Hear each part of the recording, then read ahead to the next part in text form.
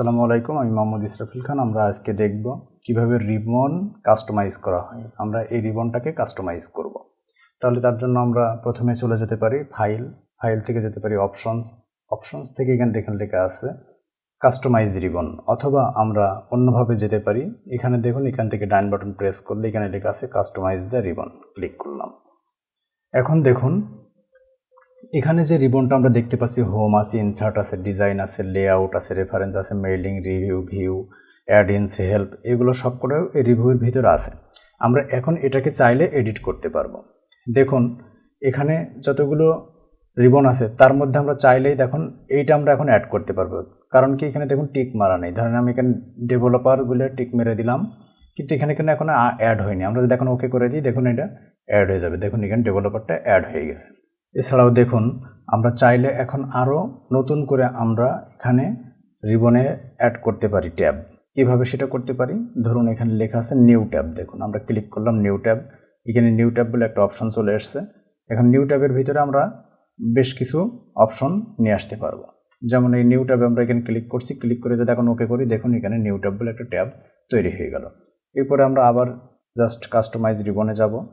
এখানে দেখুন new tab যে অপশনটা আমরা খুলেছি, এই নিউ ট্যাবের মধ্যে আমরা এখন এখান থেকে চাইলে কয়েকটা অপশন এর ভিতরে দিয়ে দিতে পারি। ট্যাবের ভিতরে যে আমরা গ্রুপে যাব, যে এখানে কিছু গ্রুপের ভিতরে কিছু ইকুইপমেন্ট আমরা এখানে অ্যাড করতে পারবো।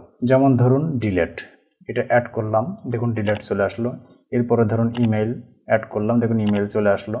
এরপরে ধরুন আমরা নিতে পারি ফন্ট, অ্যাড করলাম, দেখুন চলে আসলো। এখন যদি ওকে প্রেস করে দিই, দেখুন এখন এই ট্যাবের ভিতরে, নিউ ট্যাবের ভিতরে আমরা যে তিনটা অপশন অ্যাড করেছি সেটা চলে এসছে। একটা ডিলেট, ইমেল, একটা হচ্ছে ফন্ট, এগুলো চলে এসছে।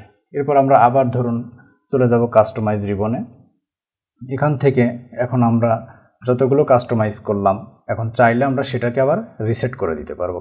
কিভাবে, সেটা ছাড়াও আমরা অন্যগুলোও রিসেট করে দিতে পারবো। এখানে ধরুন হোম রয়েছে, এই হোমটাকেও আমরা এখন রিসেট করে দিতে পারবো। কিভাবে, হোম তুলে দিলাম, এখন দেখুন ডেভেলপার এটাও নিয়েছিলাম, এটাও তুলে দিলাম। এই দুইটা অপশন আমরা এখানে তুলে দিলাম এবং নিউ ট্যাবটাও তুলে দিলাম। এই তিনটা অপশন আমরা এখন যদি ওকে করে দিই তাহলে চলে যাবে। কিভাবে, দেখুন হোম, নিউ ট্যাব এবং ডেভেলপার, এই তিনটা অপশন চলে যাবে। জাস্ট ওকে প্রেস করে দিলাম, দেখুন চলে গেছে। হোম নাই, নিউ ট্যাব যেটা আমরা খুলেছিলাম সেটাও নাই, এবং এখানে ডেভেলপার যেটা নিয়েছিলাম সেটাও নাই। আমরা আবার কাস্টমাইজ রিবনে চলে যাব। এখানে থেকে এখন দেখুন আমরা আবার যদি হোমটাকে ফিরিয়ে নিয়ে আসতে চাই, সেটাকে আমরা জাস্ট ওকে প্রেস করবো, দেখুন হোমটা চলে এসছে এখানে। এরপর আমরা আবার কাস্টমাইজ রিবনে যাব। এখন আমরা চাইলে যতগুলো অ্যাড করেছিলাম সবকটা আমরা পূর্বের নাই ফিরে আসতে পারি।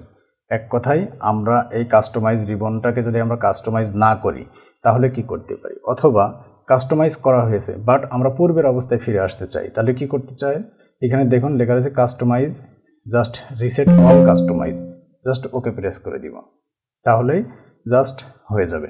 এখানে এখন এই মুহূর্তে পূর্বের অবস্থায় চলে এসেছে। এইভাবে আমরা রিবনটাকে কাস্টমাইজ করতে পারি। আশা করি সবাই বুঝতে পেরেছেন কিভাবে আমরা রিবন কাস্টমাইজ করতে পারি। ধন্যবাদ সবাইকে। আসসালামু আলাইকুম।